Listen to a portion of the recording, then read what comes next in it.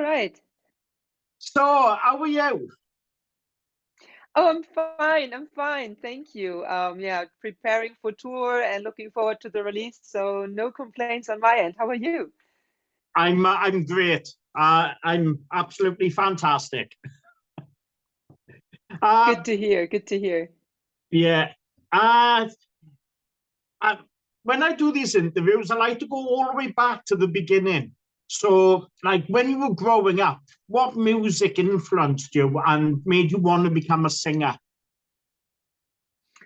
Oh, I'm not really sure about me becoming a singer, but it was my brother who got me in touch with metal music. Like my brother is almost 10 years older than I am. Yeah, And like for a certain time, we shared a room, and he was listening to lots of Iron Maiden, AC/DC, and that kind of stuff. yeah. And so, like, I kind of grew up with that. And since I thought it was very cool to have an older brother, I was, of course, liking everything that he introduced to me. And so that's so yeah, I got it from an early age. Like I ventured off. Like I mean, I had my boy band phase. I had like a super large grunge phase and a long gothic phase and stuff like that. But metal music never kind of left my side. So I always had metal at least as a side dish. I I always say to my growing up, I grew up with the my favorite band was Kiss, but when people ask me about what music I grew up listening to it, I was like, oh, massive fan of Iron Maiden, Kiss, AC/DC, all the classics. And then I come out to say Neil Diamond. And then everyone just looks at me stupid. It's like, huh? Why Neil Diamond? And I'm like, because he's brilliant. So Yeah. I'm there with all devil t-shirts on and everything. And I'm a Neil Diamond fan. So terrible, really. Uh, How did the band come about? How did the band form, and how did you get involved with the guys? Um, the instrumentalists of HIRAES were in a different band before HIRAES, and that band was called Dawn of Disease. They had another singer, his name is Tomasz, and they decided to disband and discontinue the band. And when they knew, but it wasn't announced yet, Lucas and the others had in mind like to just form a completely new band, kind of like a similar direction, but like start with a clean slate, so to say. Yeah, And so Lucas wrote me an email, and he was very like he made it a big secret, of course.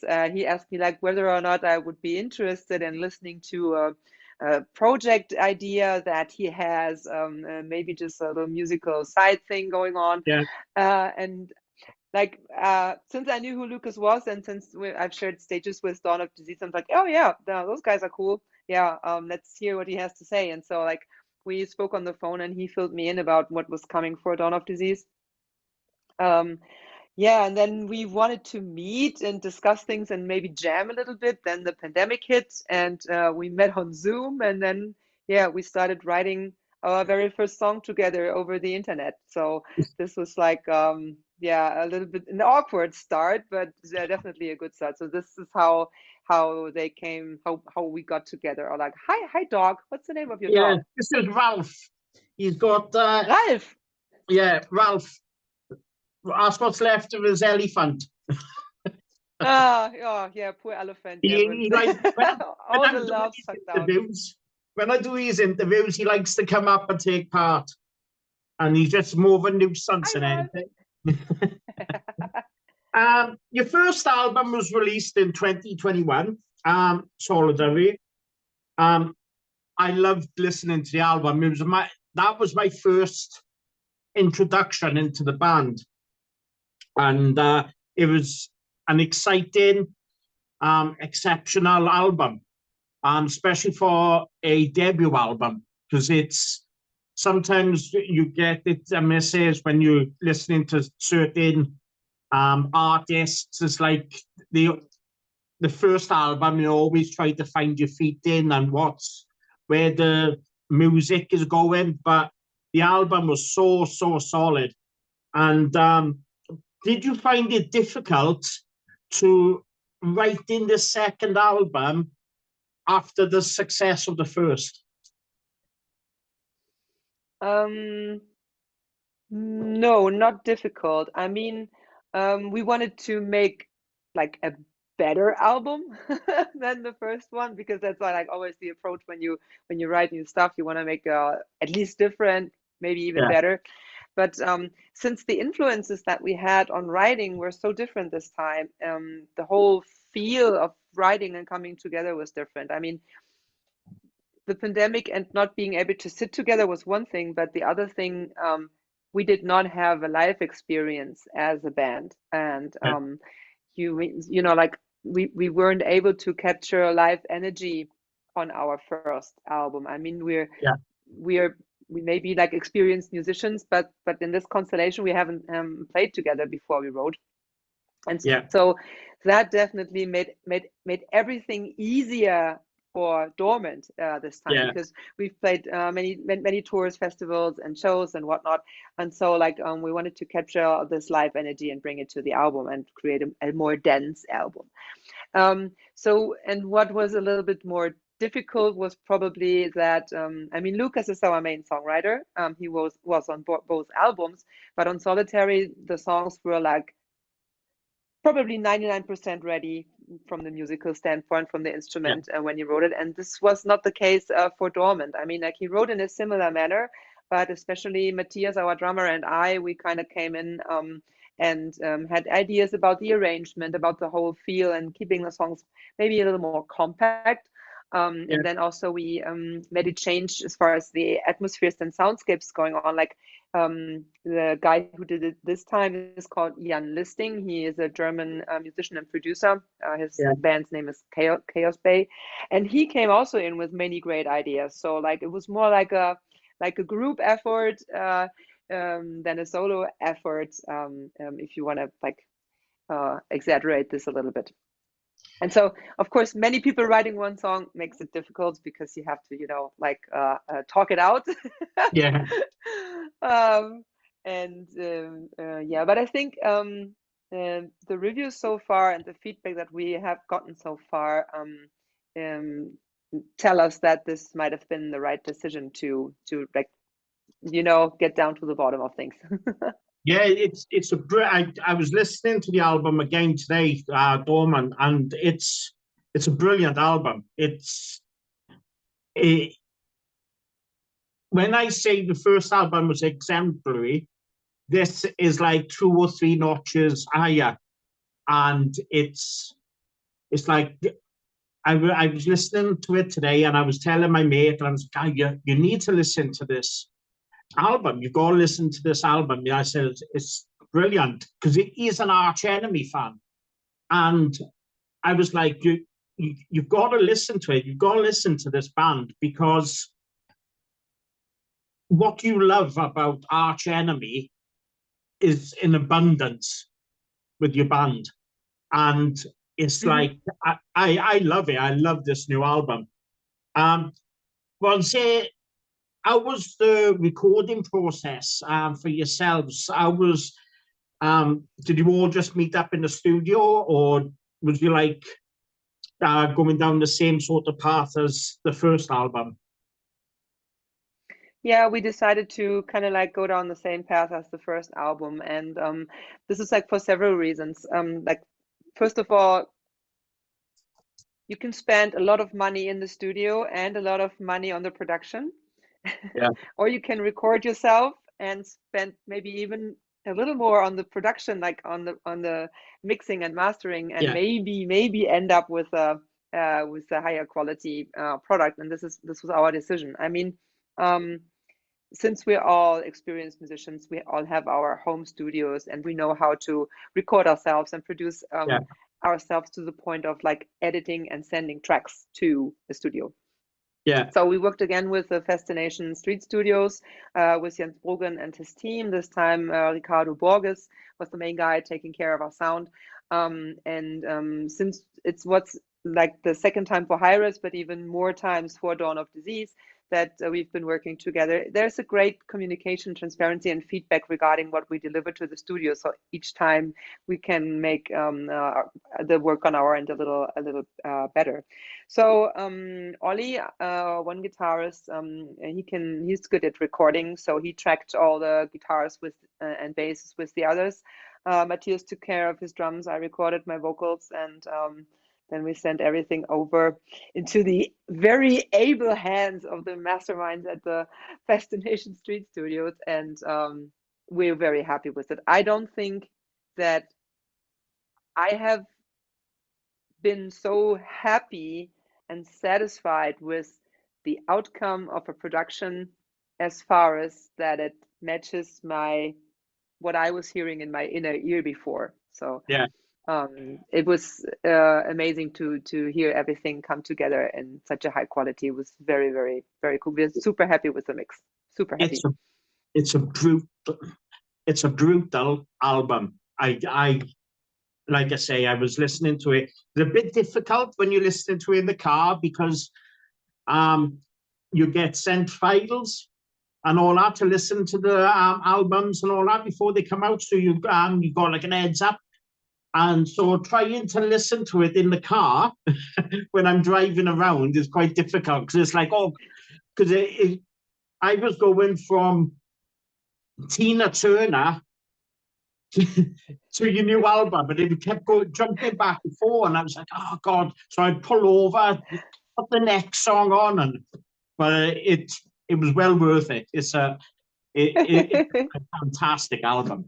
And like I say, the first album, I was I started doing this in 2019. So when in 2021 I was reviewing the albums, and it was your debut album, and I was like, this is good, this is good. But when I listened to this one, it would, like I say, it was about 3 or 4 notches higher. It just goes to show what the difficulties through COVID to non-COVID. Like I give the debut album, I think I give it a 9.1, and this one I would say 9.6. It's that good an album, and thank you. I'm trying my best to get the name out and all that, because it is something which needs to be listened to. So thank you so much. That makes me very happy to hear. Thank you so much. Really, absolutely brilliant album. What's your plans for touring going forward? Touring the album, you said that you've got some tours coming up. When do you start touring, and where are you heading to? We start on Friday, so in just a couple of days. We have a short release tour coming up, where we play a couple headlining dates, like in Germany and mostly in Germany, yeah. And then we support the Czech band Dimitri on their European tour. Again, like only a few dates, and we hope that more tours, especially bigger tours, will be on the horizon for us. Our booking agency is very eager to land us a spot there, but yeah, of course, there's not only HIRAES out there, so there's many bands, and we hope that we can go on a couple tours this year. I mean, last year and the year before worked really well for us, especially the tour with Belacor from Australia. Really gave us a push. It was the first time that we were on tour with a band of our genre, so to speak, and it was amazing to see so many like the fan base growing in such a rapid speed, and we couldn't be more grateful for that. It's a really good experience. So yeah, lots of like smaller shows coming up, but also like, and I'm very happy about that. Headlining shows where we will not have to play the same song twice, because now we have enough material for a headlining gig. But going back to the early 2000s, me and my mates, we are the band. We had a metal band, and we used to play. I used to write the majority of the songs, and we used to play covers. And our singer at the time, he'd go, I've sung enough, and he'll go, what are you doing? Like, get up there and sing. And so we would do instrumentals and all that, and we'd like play Metallica, or we'd do a bit of Kiss, and that was the way we went forward with our concerts and all that. It was getting by on the odd cover or two, and if we played somewhere where we thought it was a bit ambish a bit, we'd put in the odd Last Caress from Misfits, because of how brutal it is. So it was always fun seeing their faces, like when they were going to live. Oh my God. It's just so funny, and people be like, "Oh my God, what's going on?" You're like, "Yeah, we've left our mark at this." A way to be remembered, yeah. Yeah. Oh, it's so funny. It was always my stepmother. She's very she's religious, and she used to run a chapel, and we used to practice in it. So we used to turn. I hope she never watches this interview, because we used to turn the crosses upside down and all that, and then we'd be playing like Last Caress and Enter Sandman and Kiss and our own songs. And we were, every time she'd come back, she'd go, "Oh, you've left it all nice and tidy." And we're like, we put the crosses back normal. And if she saw what we did in that chapel, she'd turn. My mother said a very smart thing one day. She said, "Just because I don't point it out, I see and hear everything." So I wouldn't be surprised if your mom knows all about it. Well, the day of our debut gig, I was upstairs because I just finished in the army, and I came back and I was getting ready, and because it was Halloween, it was a Halloween gig. We were not dressed up like Slipknot, but we had boiler suits on and big boots, and I shouted out, "Wish me luck, Satan." And I bent down to do my boots up, and I looked up, and my scent stick, I hit the curtains and went up in flames. And the old wall, and my mate came to pick us up. Well, my mate came to pick me up, and all he could see was me in the window trying to put out this fire with my arms. And the fire alarms are going off. My stepmother, "What are you doing up there?" And I'm like, "Oh my God, I've set fire to the bedroom." So, yeah, that's our Spinal Tap moment, that was. Yeah. Before I let you go, finally, have you got plans to come over to the UK in 2024 or 2025? Is there something which you would like to do? Well, so far we have played one show in the UK. We played in London last year and we loved it. So imagine us as newbies in UK going on stage and starting our set, and people from London are singing our lyrics back to us from the very beginning on. So we have to come back. We want to come back. There are ideas, no plans so far, but we're working on it, and we'd love to make it happen, especially to make all the paperwork worse that you have to do coming from like landside Europe to the UK. And this kind of funny thing called Brexit that someone came up with makes it very, very complicated for one show. That was like kind of it was a little bit complicated, but yeah, we love to come back. Sorry? well, we all hate Brexit. None of us wanted it. It's just that I believe you.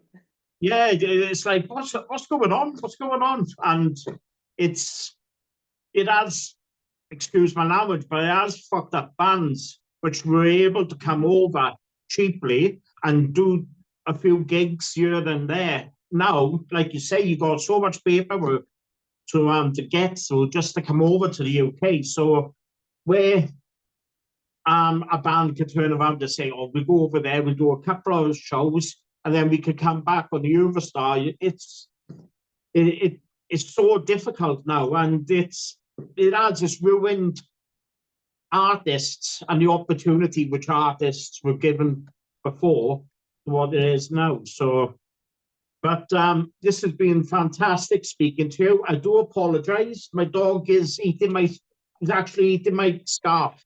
So I'm a dog person. I really enjoyed this interview and the site, like you two together. Like it's I have a lot of yeah, positive energy from you guys. That's what happens when you eat scarves. You just start smelling, don't you? I interviewed Lena Scissorhands the other day. Mm-hmm. And when I was waiting for the camera to come on from her side, this idiot was there, sat next to me looking at what I was doing. And when the camera came on, Lena had her dog. I was waving. And I was like, oh, God. So, yeah. She's also a dog person. Yeah.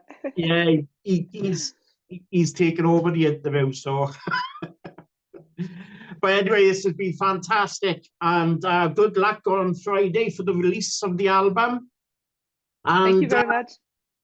I'm really looking forward to the time when you come back over to the UK, so I can come and say hi. Yes, please do so. Please do so. And thanks so much for making the time. Thanks so much for speaking with me. And just hope to see you soon. Yeah, take care. Take care. Bye-bye. Okay, bye.